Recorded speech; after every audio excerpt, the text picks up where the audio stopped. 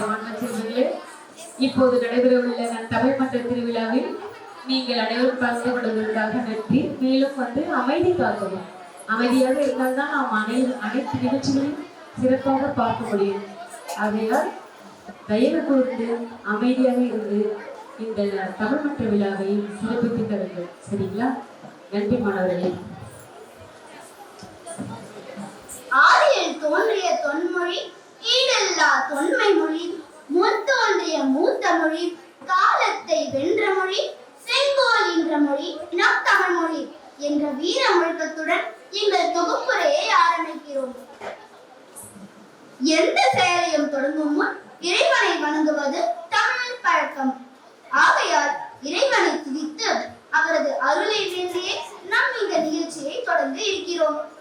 முதலில் இறைவணக்க பாடலை பாட வருபவர் நம் பள்ளி மாணவியர்கள்.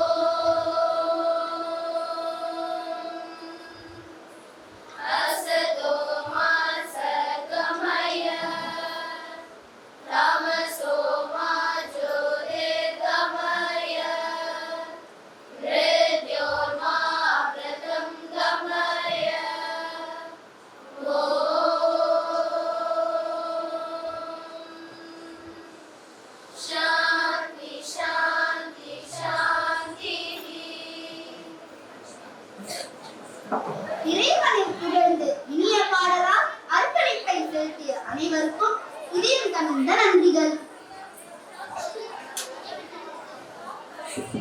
விழாவின் சிறப்பை உயர்த்துவதே வரவேற்புரையின் பணி.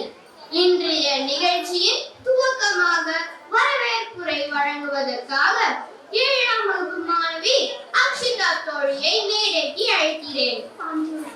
ஆசிரியர் பெருந்துரைகளுக்கும் தமிழிலிருந்திருக்கும் என் முதற்கண் வணக்கத்தை தெரிவித்துக் கொள்கிறேன். தமிழின் புகழும் பாரம்பரியத்தின் பெருமையும் பாடும் உண்மையான நாள் நம் மாணவர் தமிழ் மன்றம். தமிழ் என்பது பேசப்படும் மொழி மட்டுமல்ல, வாழ்ந்து கொண்டிருக்கும் உணர்வாக இருக்கிறது. அத்தகைய உணர்வாக கொண்டாடும் இந்த மேடையில் தாமரையிலும் சரஸ்வதி போல் வீற்றிருக்கும் திரு ஜெயகௌரி அம்மா அவர்களுக்கும் நம் பள்ளியை பெருமைப்படுத்தும் விதமாக இந்த சிறப்பு விருந்தினராக அமர்ந்திருக்கும் 11ஆம் வகுப்பு மாணவி செஞ்சிலட்சுமி அவர்கள் 10ஆம் வகுப்பு பொதுத் தேர்வில் 2வது உயர்நிலை இடம் பெற்றுள்ளார். அவரை வருக வருக என்று வரவேற்கிறோம். எங்களை மற்றும் எங்களின் சிறப்பிற்கும் தமிழாசிரியர் குழுக்கள் அனைவருக்கும் எங்களது நெடுநாட்டு வணக்கத்தையும் அதோடு மட்டுமில்லாமல் இந்த தமிழ் மாணவ மன்றத்திற்கு வருக வருக என மீண்டும் வரவேற்கிறோம். நன்றி.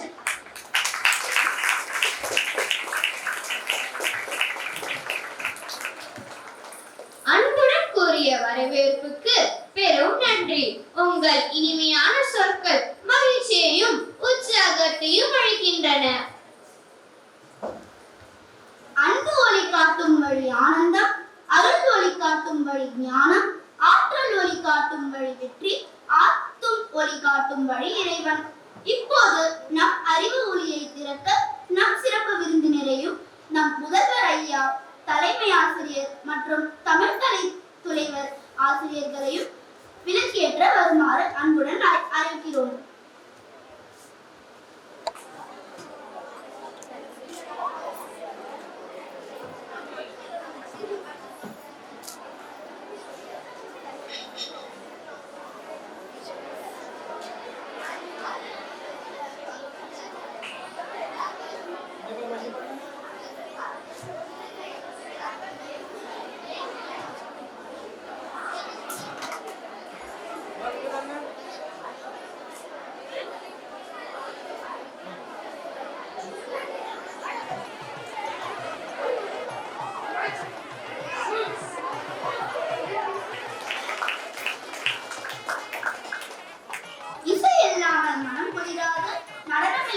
விழா திகழாது. தமிழின் சிறப்பை பாடி வரவேற்கும் இனிய நடனத்தை இப்போது கண்டு மகிழ்வோம்.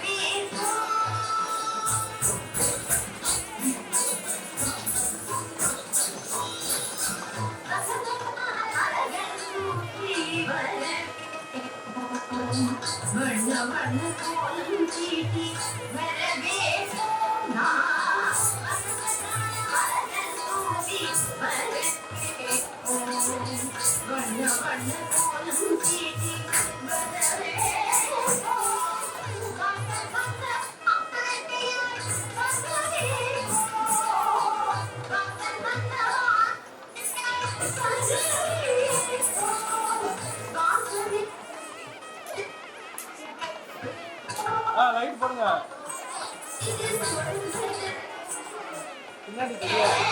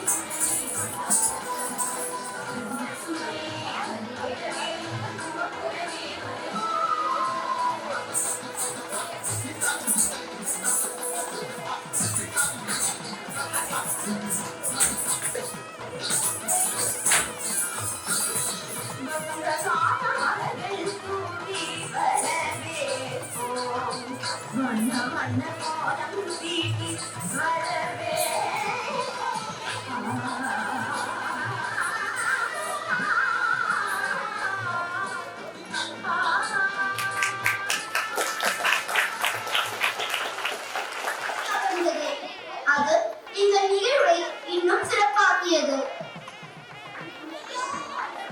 தமிழின் செல்வம் இசை, தமிழின் உயிர் பாடல். நம் பாரம்பரியத்தை பாடலின் மூலம் வெளிப்படுத்தும் மொழிமன்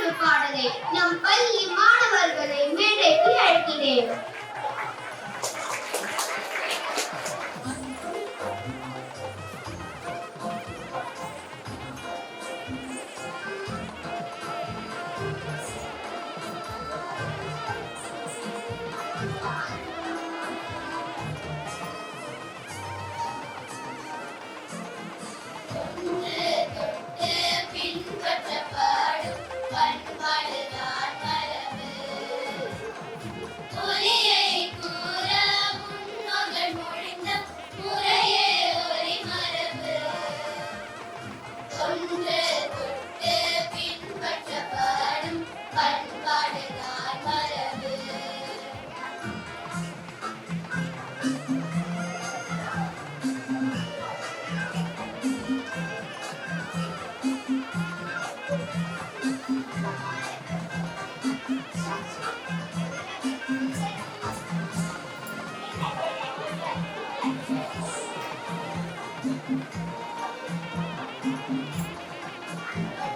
மண்ணிலும் நீச்சிட ஆந்தையும் மலர ஆடும் கத்திடுமே. கிளியோ கீச்சிட ஒட்டகம் கணிக்க மூனாய் மூலையிட. தொன்று தொட்டு பின்பற்றப்படும் பண்பாடுதான் மரபு.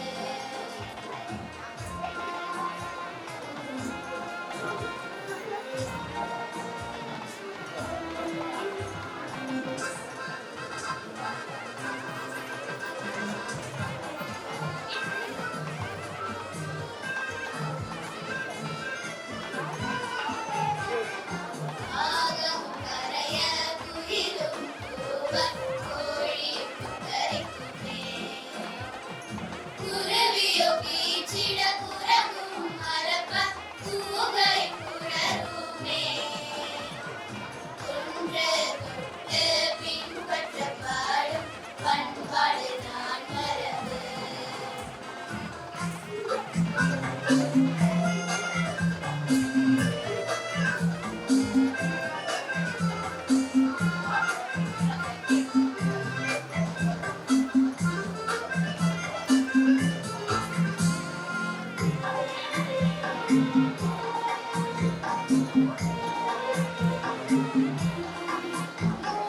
தத்தை பேச தவளை கத்த தாரா புலரிடுமே. திமிங்கலம் கீச்சிட துக்கனா குருவி கூச்சலிட்டிடுமே. தொன்று தொட்டு பின்பற்றப்படும் பண்பாடுதான் மரபு.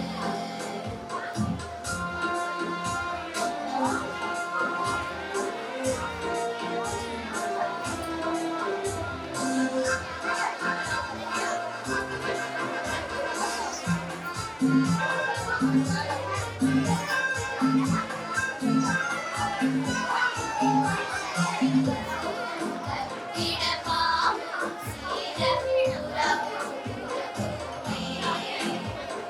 புலியோ உருவ பூனையும் சீர பல்லியும் சொல்லிடுமே. தொன்று தொட்டு பின்பற்றப்படும் பண்பாடுதான் மரபு. பண்பாடுதான் மரபு. பண்பாடுதான் மரபு.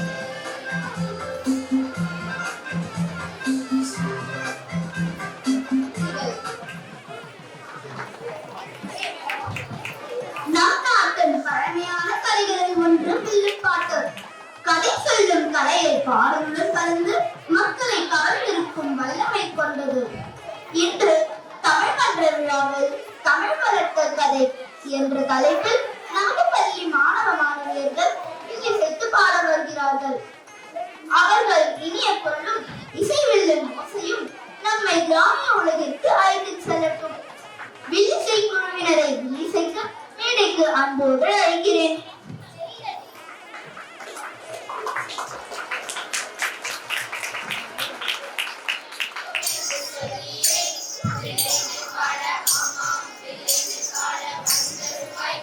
மகரே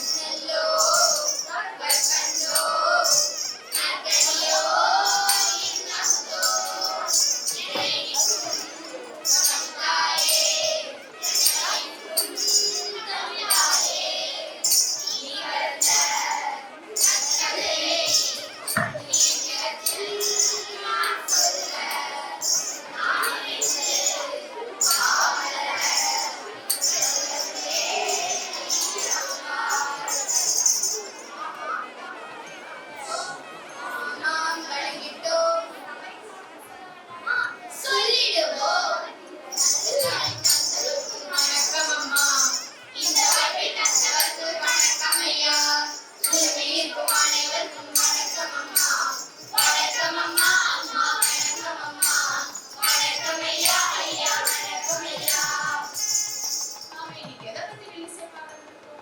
கற்பவர் கேட்பவர் கருத்தெல்லாம் இணைந்திடும் மொழி.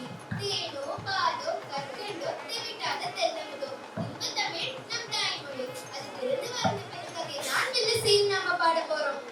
1000 நாள் படித்த ஆதிசேஷனாலும் சொல்ல முடியாது ஒரு நாக்குடைய நீங்க எப்படி சொல்ல போறீங்க? சொல்லாமல் போனால் இவர்கள் எல்லாம் விடமாட்டார்கள். அதனாலே எனக்கு தெரிந்த மட்டும் சொல்கிறேன், கேளுங்கள். பேரவையில் கூடியுள்ள பெரியோரை கேளுங்கள். சீரான தமிழ் வளர்ந்த செய்தியினை கேளுங்கள். நேராக கேடு பல நிலை குலைக்க வந்தாலும் பேராத தமிழ் வளர்ந்த பெருங்கதையினை கேளுங்கள். ஆமாம், தமிழ் மொழி எப்போ போகணும்னு கொஞ்சம் சொல்லுங்களேன். தமிழர் திருநாடி தரணியில் முதல் தோஷம். இயற்கையோடு இயங்க மொழி, இன்பம் நிறைந்த மொழி, நயங்கள் நிறைந்த மொழி நல்லறிஞர் கண்ட தமிழ். எப்போது பிறந்தென்று எவரும் அறிந்ததில்லை. அது சரி, இன்று வரை வளர்ந்து ஓங்கி இருக்கும் தமிழ் மொழியை யாரெல்லாம் வளர்த்தாங்கன்னு கொஞ்சம் விரிவாய் சொல்லுங்களேன். சங்கம் வச்சு தமிழ் வளர்த்தாங்கன்னு நான் கேள்விப்பட்டேன். சங்கமா? எனக்கு தெரிஞ்சதெல்லாம் வருத்தப்படாத வாலிப சொன்னப்பா. சங்கம் வைத்து தமிழ் வளர்த்தார்கள் என்று எனது தமிழ் ஆசிரியர் கூறினாரே, அது பற்றி விளக்கமாக சொல்லுங்களே. குமரியின் திசையில் குளிர்ந்த வளநாடு, அழகான தென்மதுரை நன்னகர். ஆமாம், நன்னகர்.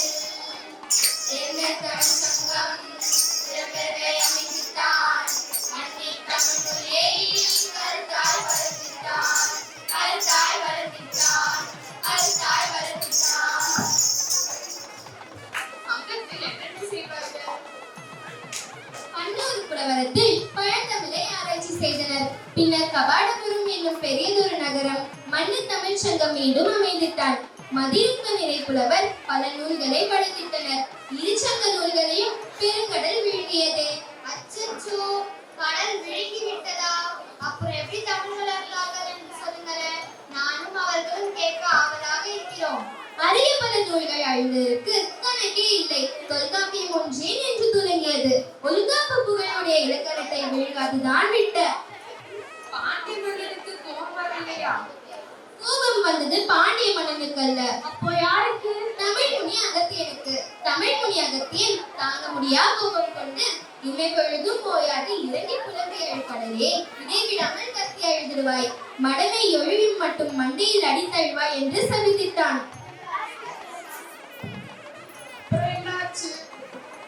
அன்றே தமிழ் சங்கம் மீண்டும் அமைந்திட்டார் தென்மதுரை பொன்னகரத்தில். அச்சங்கத்தில் நக்கீரர் முதலான 49 புலவர்கள் இருந்தனர். சிந்தைக்கு இனிய பல செந்தமிழ் பாமாலை தொடுத்து தமிழ் தாயை அணி செய்தார்கள். புலவர்கள் மட்டும்தான் சங்கத்தை அலங்கரித்தார்களா? இல்லை இல்லை, நாடான்ற புலவர்களும் அரசர்களும் கூட நம் நச்சமலை பொன்னை போல் போற்றி வளர்த்தனர்.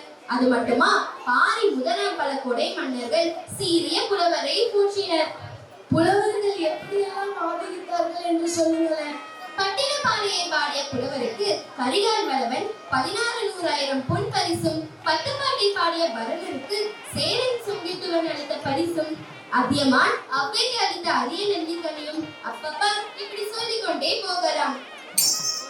மணியும் புவியின் நிதியும் பன்னூரியாரையும் பாடிய புலவருக்கு புலவருக்கு தந்தாய் தமிழும் தரணியில் வாழுமே, தந்தாய் தமிழும் தரணியில் வாழுமே, தரணியில் வாழுமே, தரணியில் வாழுமே.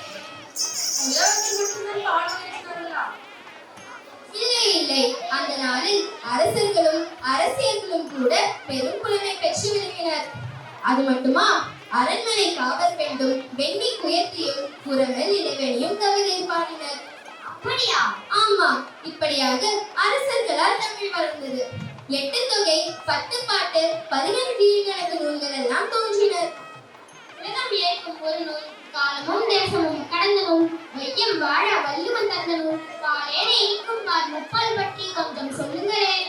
சொல்கிறேன், கேளுங்கள். செவிகளுக்கு இனிய மாமருந்து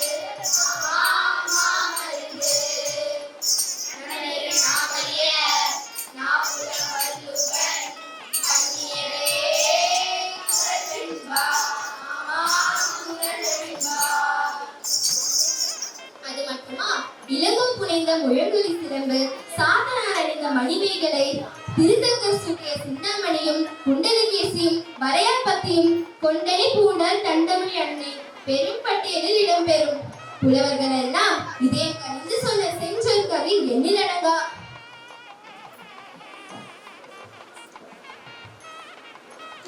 தமிழ் அறிந்தவர்கள் மட்டுமா தமிழை வளர்த்தார்கள்?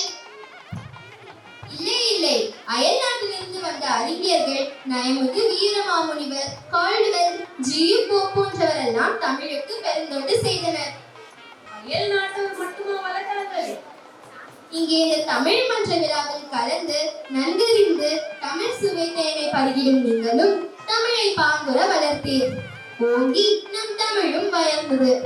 தமிழ் வாழ்க என்று நீவீர் பாடுவீர், தமிழ் வாழ்க என்று நீவீர் தினம் ஆடுவீர், திருக்குறளை படித்திடுவீர், தில்லிரையாய் வாழ்ந்திடுவீர், பொதுமறையை போற்றிடுவீர், புலவர்களால் ஆகிடுவீர், தமிழ் வேதம் ஓதிடுவீர், நீதி நூல் ஓதிடுவீர், நேர்மையாளராய் வாழ்ந்திடுவீர் என்று சொல்லி வாழியவே வாழியவே புலவரெல்லாம் வாழியவே புலவரெல்லாம் வாழியவே வாழியவே தமிழெல்லாம் தமிழை கேட்டதனால் தமிழை கேட்டதனால் வாழியவே நாங்களெல்லாம் வள தமிழை பாடியதால் வள தமிழை பாடியதால்.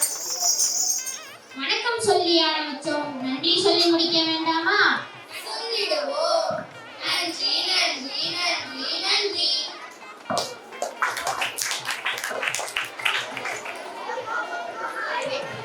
உங்கள் வில்லுப்பாட்டு செவிகளுக்கு விருந்து.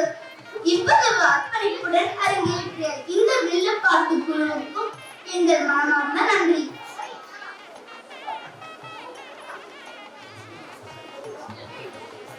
சிந்திக்க செய்யும் சிந்தனைகளும் மனதை உயர்த்தும் சொற்களும் நம் வாழ்வை வளர்க்கும். இப்போது வியப்பூட்டும் ஊடக உலகம் என்ற தலைப்பில் உரையாற்ற வருகிறார் நம் பள்ளி மாணவன். வருகை புரிந்திருக்கும் சிறப்பு விருந்தினருக்கும் ஆசிரியர் பெருமக்களுக்கும் மாணவ மாணவியருக்கும் என் இனிய தமிழ் வணக்கம். போல் என்னை கூறிட வைத்தால் மணி போல் 1000 மாசங்களுக்கு உலகில் உள்ளோம் செப்புமை 18 செம்மொழி உன்னை வணங்கி தலைப்பிற்குள் நுழைகிறேன். ஊடகம் என்ற ஒற்றை சொல்லுக்குள் அடங்கி இருக்கிறது இன்றைய உலகம். ஜனநாயகத்தின் 4வது தூணாக விளங்கும் ஊடகங்களே உலக மக்கள் நட்டை மக்களுக்கு கொண்டு சேர்க்கும் முதன்மையான வழி. கற்காலம் தொடங்கி கணினி காலமான இன்று வரை மனித வாழ்வில் ஊடகங்களின் பயன்பாடு இன்றியமையாததாக இருக்கின்றன. பண்டைய காலங்களில் மனித தகவல் தொடர்பு முதல் ஓவியங்கள், வரைபடங்கள், கல்வெட்டுகள் போன்றவற்றின் மூலம் நடைபெற்றன. அவற்றின் பரிணாம நீட்சியே ஊடகங்களாகும். இன்றைய தொழில்நுட்பத்தால் உலகமே பெரும் புரட்சிகளை கண்டிருக்கிறது, இன்றும் கண்டு கொண்டிருக்கிறது. மானுட வாழ்வியலில் எல்லா தளங்களிலும் ஊடகம் இரண்டாக கலந்திருக்கிறது. ஊடக வளர்ச்சியை காலத்தால் கணிக்க முடியாது, அதற்கின் பயன்பாட்டையும் என்றும் தவிர்க்க முடியாது. அறியாமை என்ற இருளில் மூழ்கி கிடந்த மக்களுக்கு புதிய வெளிச்சத்தை காட்டிய பெருமை ஊடகங்களையே சாரும்.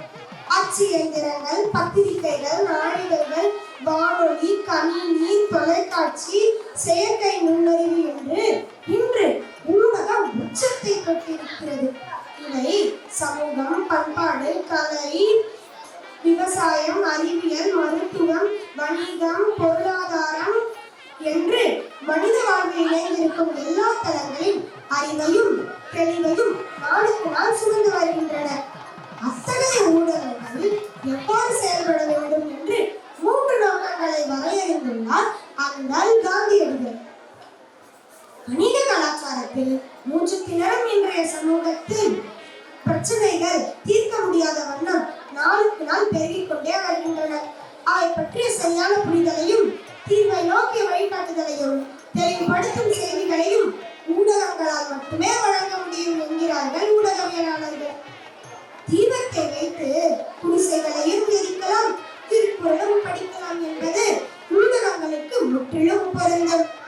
வான்மேகம் பொழியும் நீர் தூய்மையானது, ஆனால் மண்ணின் நிறத்திற்கேற்ப நிலத்தின் தன்மைக்கேற்ப ஓடுகின்ற நீர் நிறம் மாறுவது போல உண்மையை வழங்குவதில் தளத்திற்கு தளம் வேறுபட்டு நிற்கின்றன ஊடகங்கள்.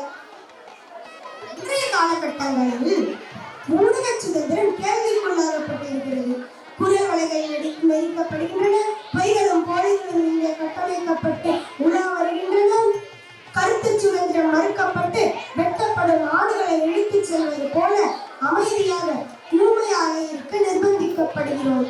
மனித குலத்தின் நன்மைக்காக உருவாக்கப்பட்ட ஊடகங்களால் இன்று மனித குலமே சிதைந்து கிடப்பது வேதனை அளிக்கிறது. அதிநவீன தொழில்நுட்பத்தில் ஊடகம் என்ற வார்த்தையின் எல்லை விழுந்திருக்கிறது. ஊடக வளர்ச்சி அழிவுக்குரிய பாதை விரிந்திருந்தாலும் வாழ்வுக்குரிய குறுகிய பாதையை இனம் கண்டு அழிவுக்குரிய வாசல் விரிந்திருந்தாலும் வாழ்வுக்குரிய குறுகிய பாதையை இனம் கண்டு இளையோர் புலனம், வலையொலி, படரி, கீச்சகம், முகநூல் போன்ற சமூக வலைதளங்களிலும் எண்ணிம தொழில்நுட்ப ஊடகங்களிலும் ஆக்கப்பூர்வமான செயல்களை மேற்கொள்ள வேண்டும். தீயவை கலைத்து நல்லவை பெருக்குவோம். நன்றி.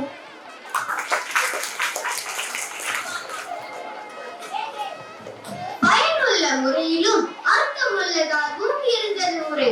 உங்களுக்கு நன்றியும் பாராட்டும். தமிழன் பெண் கவிஞர்களில் உயர்ந்த இடத்தை பெற்றவர் அறிவுசால் ஔவையார். அன்பாலும் அறிவாலும் ஆன்மீக சிந்தனையாலும் உலகம் மொழிய வைத்த கவிஞர் அவர். பிள்ளைகளுக்காக ஆத்திச்சூடி எழுதிய பாசம் தாய், அறிவுரைக்காக அருளிய வாக்குகளால் தம்மை செழிக்கச் செய்த உணவி. இன்றைய தமிழ் மனித விழாவில் அவரது வாழ்க்கை சிந்தனையாக அவரின் உன்னத குணங்களையும் எடுத்துரைக்கும் அறிவுசால் ஔவையார் என்ற இலக்கிய நாடகத்தை கண்டு கழிப்போமா? இந்நாடகத்தை நடிக்க இருப்பவர் நம் பள்ளி 6ஆம் வகுப்பு மாணவ மாணவியர்கள். அவர்களை அன்போடு வரவேற்போம். அறிவில் சிறந்த புலவரான ஔவையார் மன்னர்களுக்கு தேவையான அறிவுரைகளை வழங்கி நாட்டை பாதுகாத்தார். அவ்வாறு 2 நாடுகளுக்கிடையே நடைபெறிருந்த போரை ஔவையார் தடுத்த நிகழ்வை நாடகமாக நடிக்க வந்துள்ளார் நாம் மாணவர்கள். காட்சி 1. இடம் அதியமான் அரண்மனை. நாடக மாந்தர்கள் அதியமான், ஔவையார் மற்றும் அமைச்சர். நாட்டு மக்களின் நலனே நினைத்து நல்லாட்சி செய்யும் அதியமான் நெடுமாறஞ்சியே ஔவையே, வாருங்கள் வாருங்கள், வணக்கம். ஊரூராக சென்ற என்னை உன் அன்பினால் கட்டி போட்டு விட்டார். நானும் நீண்ட காலமாக உன் அரண்மனையிலே இருந்து விட்டேன். அதெல்லாம் இருக்கட்டும். காலையில் இருந்து உன்னை அரண்மனையில் காணவில்லையே, நீ எங்கே சென்றிருந்தாய்? என்று நம் அமைச்சரோடும் வீரர்கள் சிலரோடும் காட்டிற்கு சென்றிருந்தேன். அங்கே இந்த கனியை நான் பறித்தேன். இதை சாப்பிட்டு பார்த்து எப்படி இருக்கிறது என்று சொல்லுங்க தாயே. அதியமான் நெல்லிக்கனியை ஔவையாரிடம் தருகிறார். ஔவையார் அதை வாயிலிட்டு சுவைக்கிறார். அடடா, என்ன சுவை, என்ன சுவை! என்ன கனி இது? கிடைப்பதற்கே அரிதான நெல்லிக்கனிதான். எப்போதாவது ஒரு முறைதான் காய்த்து பழுக்குமாம். ஒரு மலை உச்சியில் இருந்த கருநெல்லி மரத்தில் இக்கனி பழுத்திருந்ததாம். நமது வீரர்களால் ஏற முடியவில்லை. பிறகு நமது அரசரே முயன்று இக்கனியை பறித்தார். அது மட்டுமின்றி இக்கனியை உண்டவர்கள் நோய் நொடியின்றி நீண்ட காலம் வாழ்வார்கள் என்ற பெரியவருக்குரிய ஒரு கருத்து. அதியமானே, நீ என்ன செயல் செய்து விட்டாய்? நாட்டை காக்கும் பொறுப்பையுடைய நீ இதனை உண்ணாமல் என்னை உண்ண வைத்து விட்டாயே. முன்பே தெரிந்திருந்தால் இதை நான் உன்னையே உண்ண வைத்திருப்பேனே. என்னை போன்ற ஒரு அரசன் இறந்து போனார், வேற ஒருவர் அரசராய் விடுவார். ஆனால் உங்களை போல அறிவு சிறந்த புலவர் ஒருவர் மறைந்தார். அந்த இழப்பை யாராலும் ஈடு செய்ய முடியாது. அதனால் தான் நான் எதுவும் கூறாமல் இந்த நெல்லிக்கனியை உங்களை உண்ண வைத்தாயே. அதியமானே, தமிழ் மீது நீ கொண்டுள்ள பற்றி என் உள்ளத்தை உருக செய்கிறது. நீ பல்லாண்டு வாழ்க. இத்தோடு காட்சி 1 முடிவுற்றது. காட்சி 2. இடம் அதியமான் அரண்மனை. நாடக மாந்தர்கள் அதியமான், ஔவையார் மற்றும் அமைச்சர். அதியமானே, இன்று முகத்தில் கவலை நின்று சூழ்ந்திருப்பதன் காரணம் என்னவோ?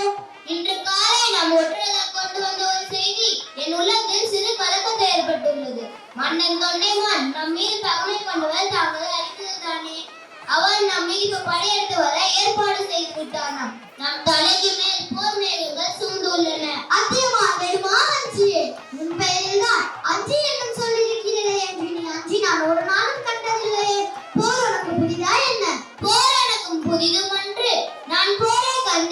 கவனம் இல்லை.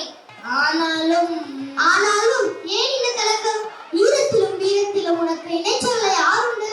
யானையானது பூக்களத்தில் பகைவரை விருண்டச் சொல்லும். அதை போல் நீயும் பகைவரை வருகிறாய். அத்தகைய வீரமுடைய நீ இன்று போரை கண்டு தயங்கலாமா? தமிழ் அறிந்த அன்னையே, நான் எத்தனையோ போர்களை கண்டவன், பகைவர்களை வென்றவன் என்பது தமக்கு தெரியாதன்று. ஆனாலும் ஒவ்வொரு போரின் போதும் எத்தனை உயிரிழப்புகள், எவ்வளவு அழிவுகள்! தந்தையை இழந்த பிள்ளைகள், கணவனை இழந்த பெண்கள், மகனை இழந்த தாய்மார்கள், அண்ணனை இழந்த தம்பி தங்கைகள் என எத்தனையோ பேரின் கண்ணீர் ஒவ்வொரு பேரொன்றுக்கும் பின்னால் மறைந்திருக்கிறது. எனவே இந்த போரை தவிர்த்தால் என்ன? அதிகமானே, இப்போதுதான் உன் உள்ளம் எனக்கு புரிகிறது. உன் வீர உணவிற்கும் தன்மானத்திற்கும் எதுவும் ஏற்படாதவன் நான் பார்த்துக் கொள்கிறேன். ஆனாலும் நீ என்ன நினைக்கிறாய் என எனக்கு புரிகிறது. நான் இப்போதே சென்று வருகிறேன். இத்தோடு காட்சி 2 முடிவுற்றது. காட்சி 3. இடம் தொண்டைமான் அரண்மனை. நாடக மாந்தர்கள் தொண்டைமான், ஔவையார் மற்றும் படைத்தலைவர்.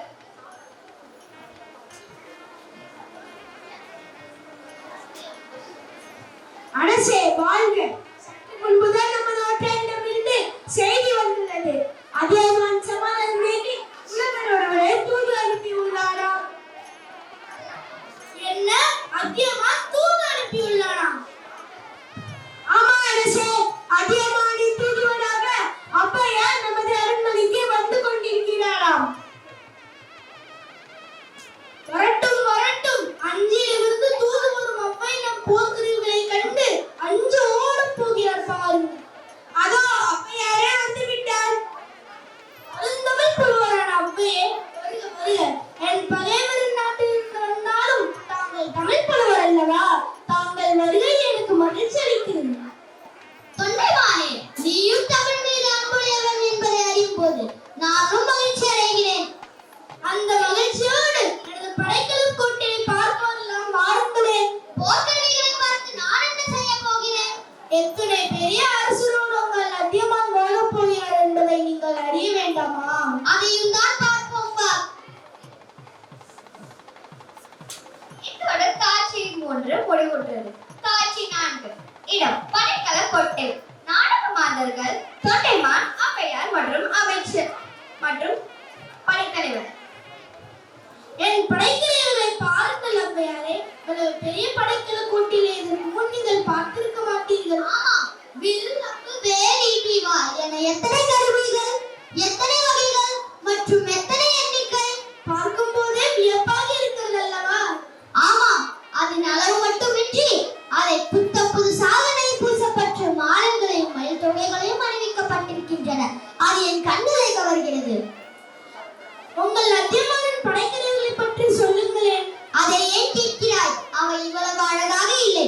ஏனென்றால் அதியமான் அடிக்கடி போர் புரிந்து கொண்டே இருப்பதால் அவனது படைக்கருவிகள் மனிதர்களை துளைத்து உள்கிடையில் கிடைக்கின்றன.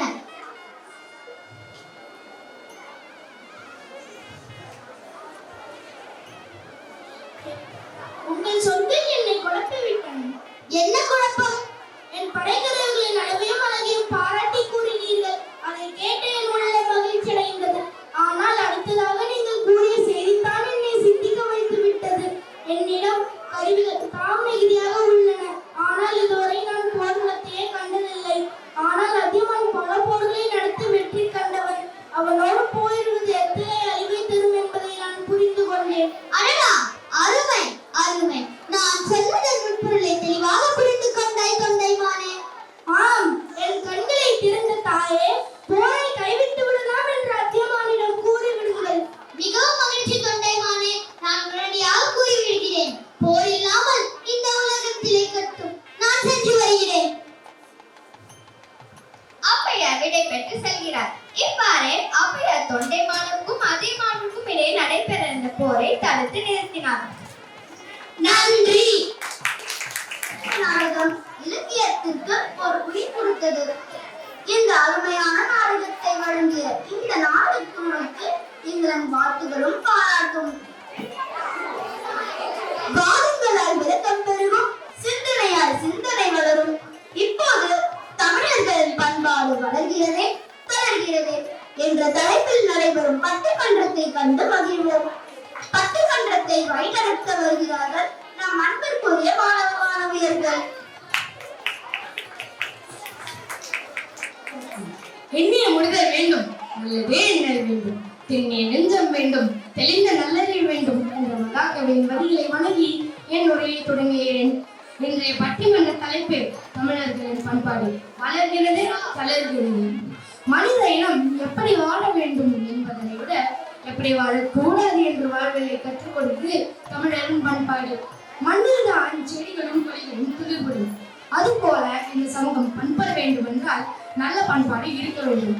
வேகமாக சுழலும் பூமிக்கு ஈடு கொடுத்து மனிதனும் வேகமாக ஓடும் காலத்தில் தமிழர்களின் பண்பாடு வளர்கிறது என்ற ஒரு அணியினரும் நாகரிகத்தால் நம்முடைய கலாச்சாரமான ஈகை, வீரம், விருந்தோம்பல் போன்றவற்றை கொஞ்சம் கொஞ்சமாக தளர்கிறது என்பதை எடுத்துக்கூற மற்றொரு அணியினரும் இங்கே அமர்ந்திருக்கிறார்கள். முதல்வராக தமிழர்களின் பண்பாடு வளர்கிறது என்ற அணியில் தலைப்பில் பேசுவதற்காக அந்த அணியின் தலைவி பவித்ரா அவர்களை அன்புடன் அழைக்கிறேன்.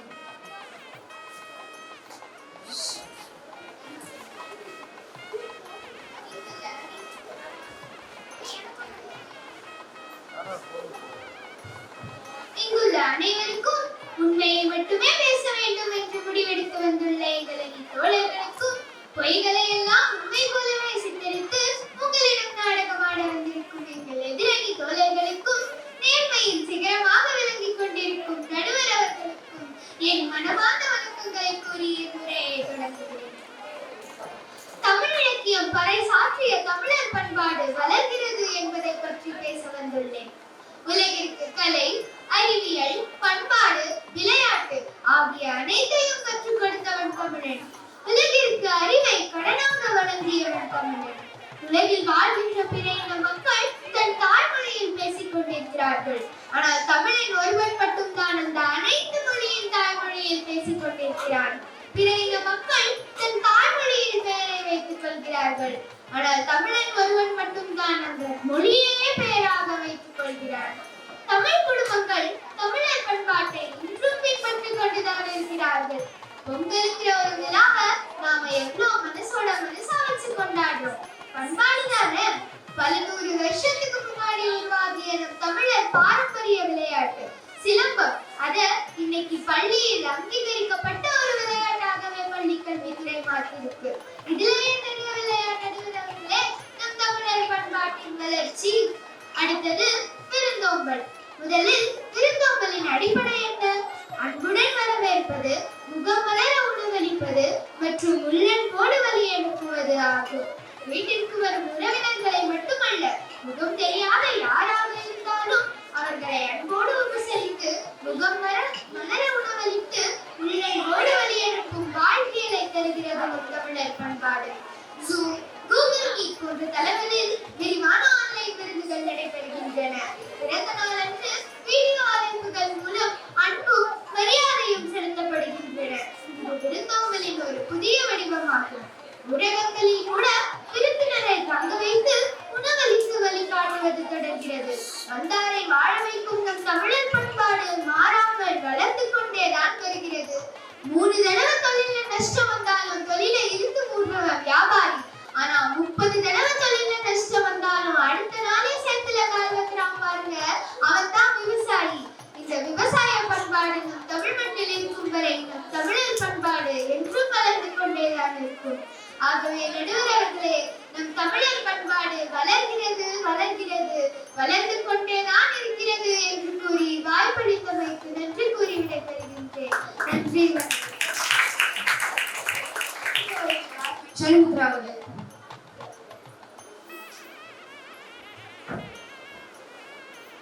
மிக்க அன்பும் மதிப்பும் கொண்ட தலைவர் அவர்களே, வாதத்து வல்லமை கொண்ட பேச்சாளர்களே, அன்பு பார்வையாளர்களே, அனைவருக்கும் இனிய வணக்கம்.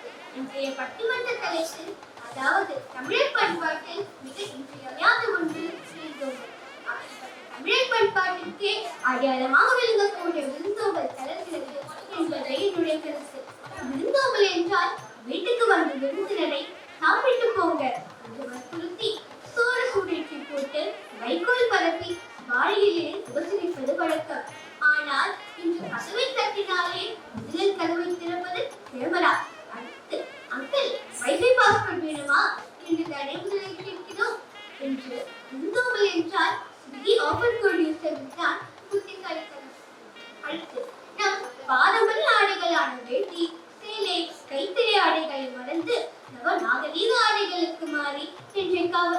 ஒரு நாள் மட்டும் நம் கலாச்சார ஆடைகளை அணிவது நம் கலாச்சாரத்தை நாமே விழித்தோண்டி பிடிக்கும் செயலாகும்.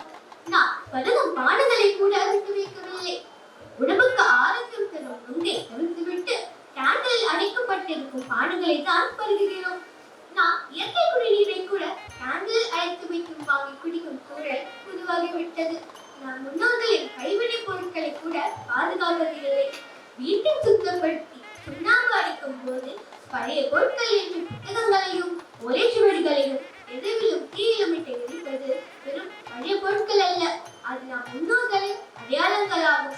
நாம் தமிழ் என்ற போர்வையில் வேறொரு வாழ்க்கையில் வாழ்ந்து கொண்டிருக்கிறோம். இந்த நிலை நீடிக்குமான தொன்மையான நமது நாகரிகத்தையும் மொழியையும் பழக்க வழக்கங்களையும் நாமே குறித்தோண்டி புதைக்கும் செயலாகும் என்று கூறி விடைபெறுகிறேன். நன்றி, வணக்கம். நன்றி ஷர்மித்ரா அவர்களே. மகிழ்ச்சி அவர்களுக்கு நன்றாக எதிர்த்தார். அடுத்ததாக தமிழர்களின் பண்பாடு வளர்கிறது என்ற அணியிலிருந்து பூஜாஸ்ரீ அவர்களை அன்புடன்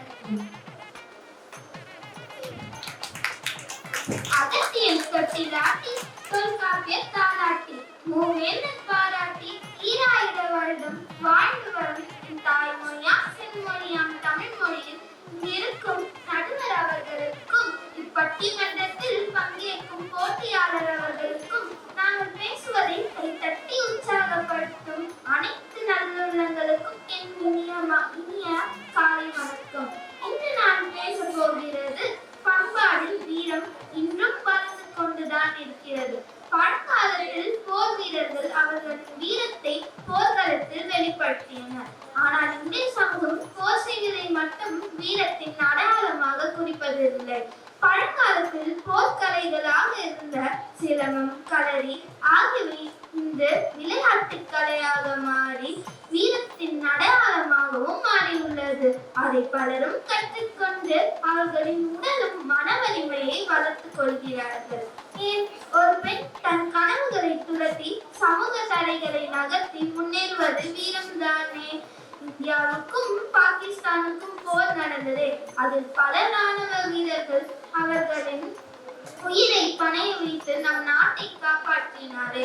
இதிலிருந்து நாம் தெரிந்து கொள்ளலாம் அல்லவா நடுவர் அவர்களே, வீரம் வளர்கிறது என்பது. இத்துடன் என் உரையை முடித்து கொள்கிறேன். நன்றி, வணக்கம். நன்றி பூஜாஸ்ரீ அவர்களே. தமிழரின் பண்பாடு இன்னும் வளர்கிறது என்பதை நீங்கள் நன்றாக எடுத்துக் கூறினாய். அடுத்ததாக உங்களை எதிர்க்க வருகிறாய் பிரணிகா அவர்கள்.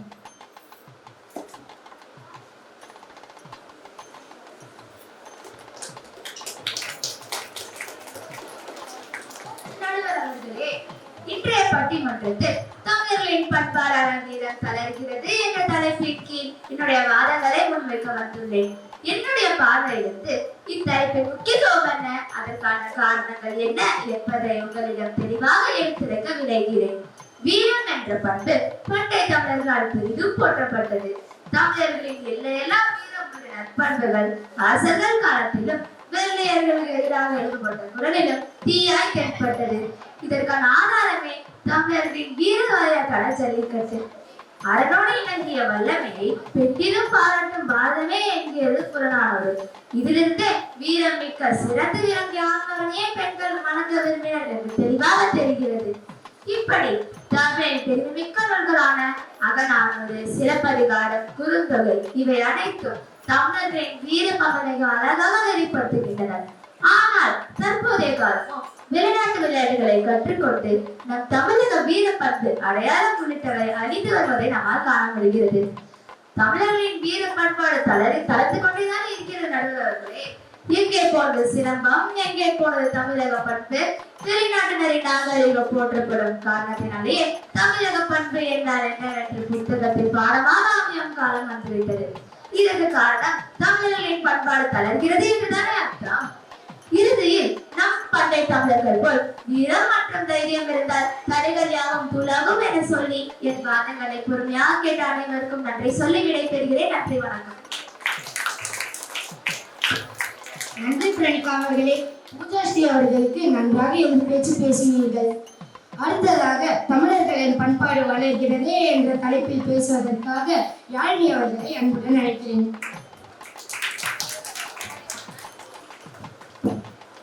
இங்கு அமர்ந்துள்ள பார்வையாளர்களுக்கும் அன்பான தோழர்களுக்கும் மற்றும் மரியாதைக்குரிய நடுவர்களுக்கும் என் இனிய வணக்கங்கள். இன்று தமிழர்களின் பண்பாடு வளர்ந்து கொண்டேதான் இருக்கின்றது என்னும் தலைப்பில் பேச வந்துள்ளேன். பாரி வழங்கும் வள்ளல்கள் வாழ்ந்த பரம்பரை நம் தமிழ் பரம்பரை. கடை 7 வள்ளல்கள் வாழ்ந்த வரலாற்றையும் பதிவு செய்து பாதுகாத்தும் வருகிறோம். அத்தமிழரின் ஈகை பண்பாட்டிற்கு இணையாக நாம் எதையும் சொல்லிவிடவோ செய்துவிடவோ முடியாது. ஒன்றை மட்டும் சொல்கிறேன் நடுவர் அவர்களே, படர்ந்து செல்லும் செடி கொடிகளுக்கும் கூட முற்றுழி உதவி செய்து தமிழ் பண்பாட்டை உலகரங்கில் இந்த இடத்திற்கு எடுத்துச் சென்றது நம் தமிழன். ஆமா, குளிரில் நடுங்கிய வயலுக்கு போர்வை அளித்து சென்றான் வேகன். பச்சைப்படர கொம்பில்லாமல் கிடந்த கொடிகளுக்கு தான் வந்த தேரினை விட்டு சென்றவன் பாரி. இதே போல் நீண்ட நாள் உயிர் வாழும் நெல்லிக்கனியை அதிரமான் அவ்வைக்கு கொடுத்தார். ஈகைக்கு இலக்கணம் சொன்னவன் வள்ளுவன். வீரம் கொடுப்பதிலும் பெறுவதிலும் மட்டும் பண்பாட்டை காட்டவில்லை நடுவர் அவர்களே, வீரத்திலும் பண்பாட்டை விதைத்து சென்றவன் நம் தமிழன். காலத்தால் அழியாத பல காவிய கதைகளை சுமந்து நிற்கும் புறநானூறு நூலே இதற்கு சாட்சியாக அமைகின்றது.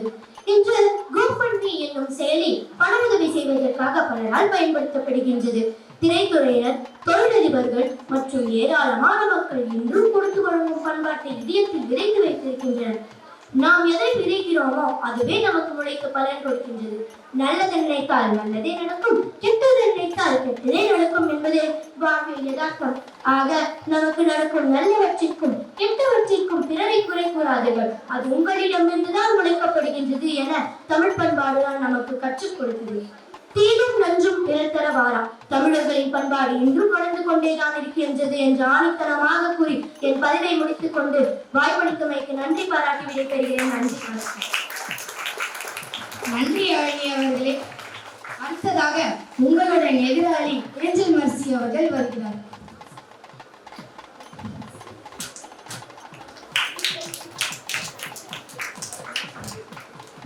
மிக மதிப்பிற்குரிய நடுவர் அவர்களுக்கும் ஆசிரியர் அவர்களுக்கும் என் தோழ தோழமைகள் அனைவருக்கும் வணக்கத்தை கூறி இன்று நம் தமிழர் பண்பாட்டில் ஈகை தளர்கிறது என்பதை பற்றி பேச வந்துள்ளேன்.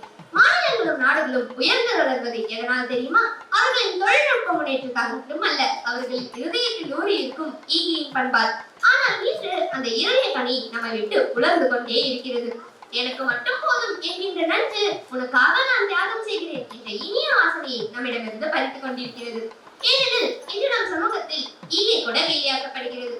நம் முன்னோர்கள் சொன்னார்கள், இயற்கையை கொடுத்தால் உலகுக்கு கொடு, ஏனெனில் ஈகை நம் பண்பாட்டின் நெஞ்சடிவே. திருவள்ளுவர் சொன்னார், ஈதல் இசைப்பட வாழ்தல் அது வல்லது ஊதியம் இல்லை உயிருக்கு.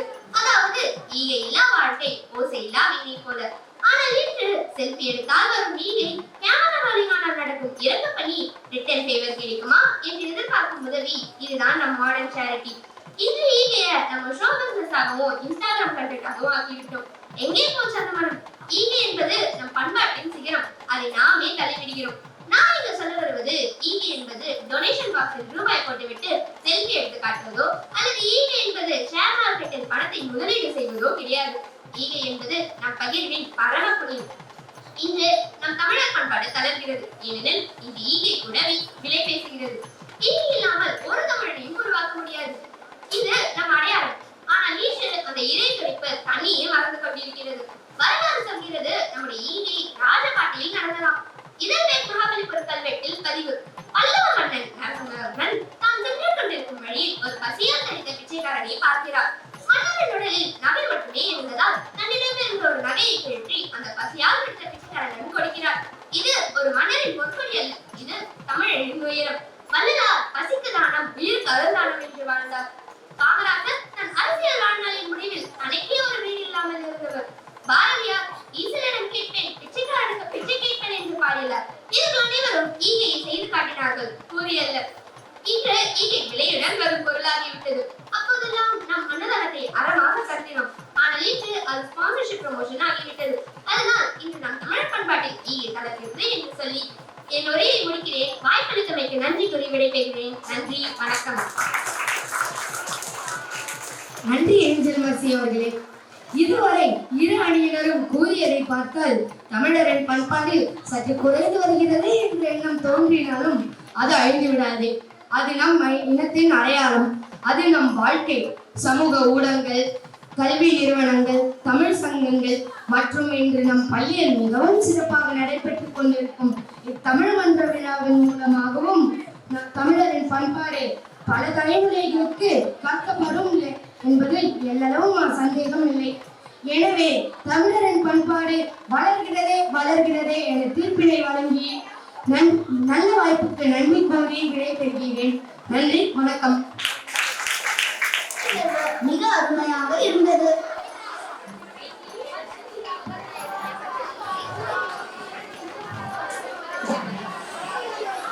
எடுத்துரைக்கும் சுறுசுறுப்பான நடனமே கிராமிய நடனம். எங்கள் பாரம்பரியத்தை காட்டும் கிராமிய நடனத்தை இப்போது கண்டு மகிழ்வோம்.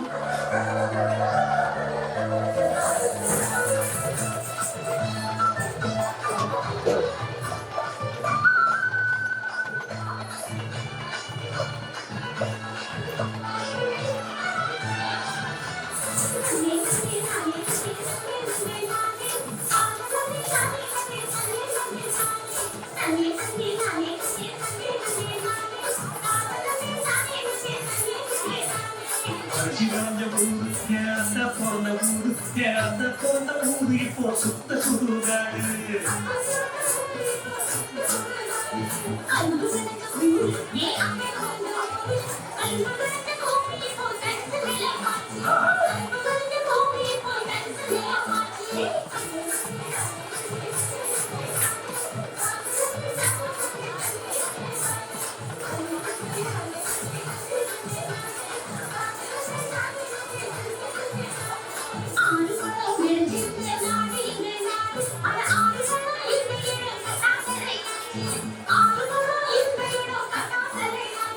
பாதியிடம் நகராட்சி பஸ்டாண்டு ஆச்சு, அது நீதிகிடம் உயரமான குப்பமேடு ஆச்சு.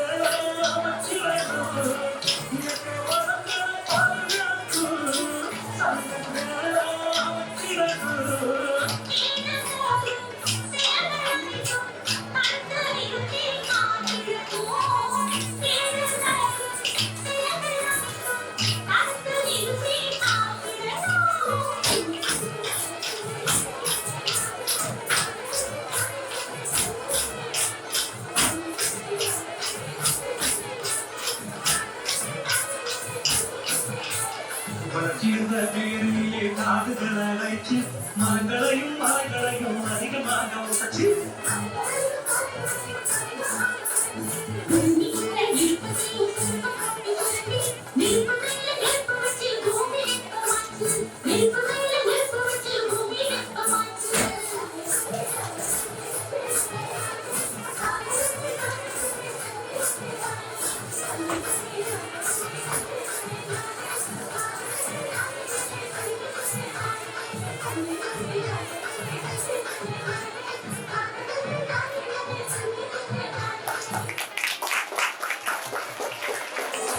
கிராமிய நடனம் கண்டு கழிக்கும் ஒரு ஓவியம். வீரகமான அமைந்த இந்த அற்புதமான கலை படைப்பை வழங்கிய உங்களுக்கு என் மனமார்ந்த நன்றி.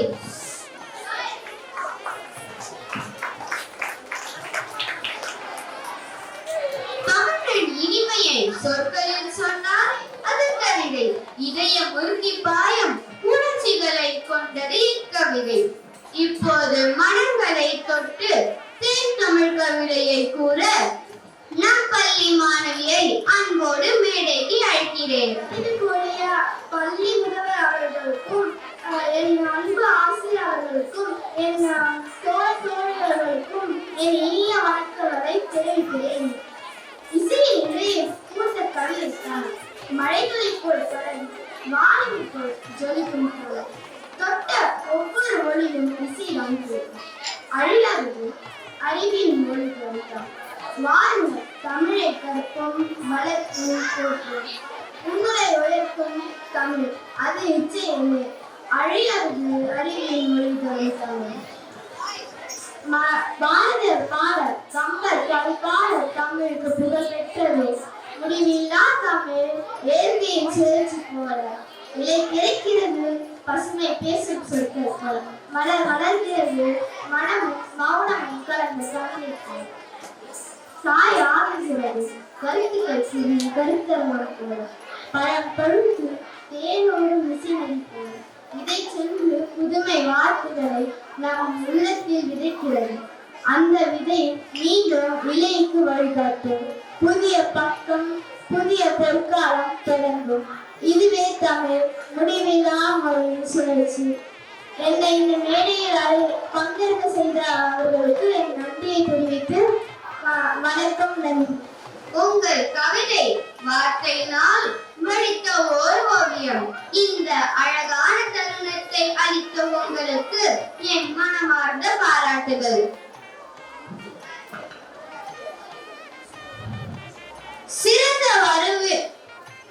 சிறப்பு விருந்தினரை வேலைக்கு வருமாறு அன்போடு அழைக்கிறேன்.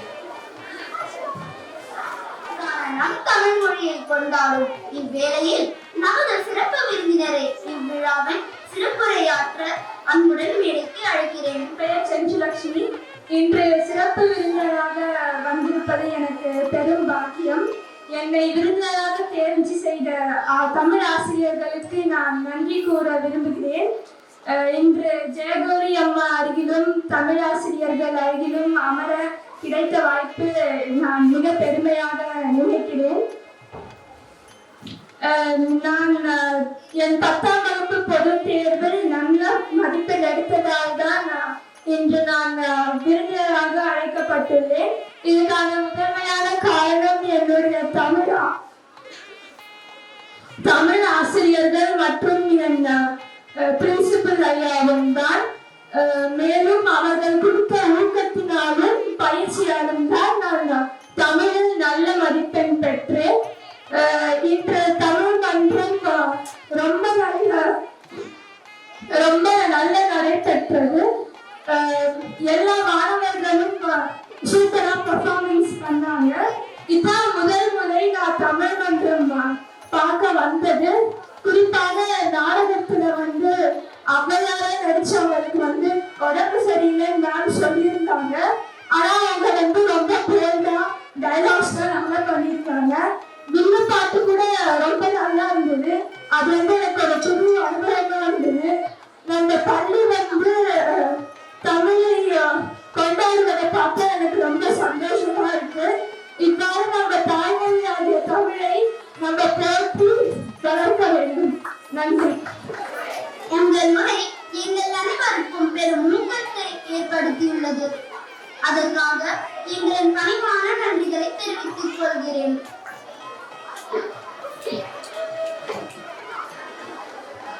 நன்றி மறப்பது நன்றன்று, நன்று அல்லது அன்றே மறப்பது நன்று என்ற திருக்குறளுக்கு ஏற்றபடி விழாவுக்கு நன்றியை கூற வருகிறார் நம் பள்ளி மாணவி யாழினி. தியாகம், பக்தி, கருணை போன்ற உயர்வான சொற்கள் பல இருந்தாலும் இவை அனைத்தையும் தோற்கடிக்கும் ஒரே சொல் நன்றி. நன்றி மறவாது நன்றியை கூற அன்னை தமிழை வணங்கி என் நன்றியுரையை தொடங்குகிறேன். இந்த தமிழ் மன்ற விழா இனிதாய் நடைபெற வாய்ப்பினை நல்கிய இறைவனுக்கு என் முதற்கண் நன்றியை காணிக்கையாக்குகின்றேன். நல்ல உள்ளம் இறைவனின் என்ற பொன்மொழிக்கேற்ப நல்ல உள்ளம் கொண்ட நிகழ்ச்சியில் தலைமை ஏற்று சிறப்பு விருந்தினருக்கும் என் மனமார்ந்த நன்றியை தெரிவித்துக் கொள்கின்றேன். கடமை, கருணை, அர்ப்பணிப்பு, அயராத உழைப்பு, அறிவாற்றல் மற்றும் கல்வி பெருங்கடலின் கலங்களை விளக்கென திகழ்ந்து எங்களுக்கு வழிகாட்டும் நமது பள்ளி முதல்வர் அவர்களுக்கும் என் இதயம் நிறைந்த நன்றியை தெரிவித்துக் கொள்கின்றேன்.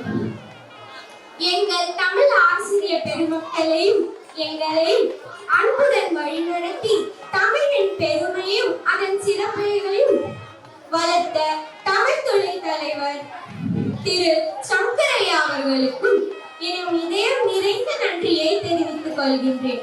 மாணவர்களின் அறியாமை இருள் நீங்கி அறிவு தீபம் ஏற்றி இத்தமிழ் மன்ற விழாவிற்கும் பயிற்சி அளித்த ஆசிரியர் பெருமக்கள் அனைவருக்கும் என் நெஞ்சார்ந்த நன்றியை தெரிவித்துக் கொள்கின்றேன். ஒவ்வொரு நிகழ்ச்சிகளையும் சிறப்பாய் செய்து திறமையை வெளிப்படுத்தி காட்டிய மாணவ மாணவிகள் அனைவருக்கும் என் நன்றியை பாராட்டுகிறேன். இதுவரை பொறுமையாய் காத்திருந்து ஆர்வமாக நிகழ்ச்சியை கண்டுகளித்த என்னுடன் பயிலும் நமது பள்ளி மாணவர்கள் அனைவருக்கும் என் தோழமைகளுக்கும் என் நன்றியை தெரிவித்து நன்றி கூறி விடைபெறுகிறேன். பொறுமையாய் இருந்த இவ்விழாவினை சிறந்த அனைவருக்கும் நன்றி.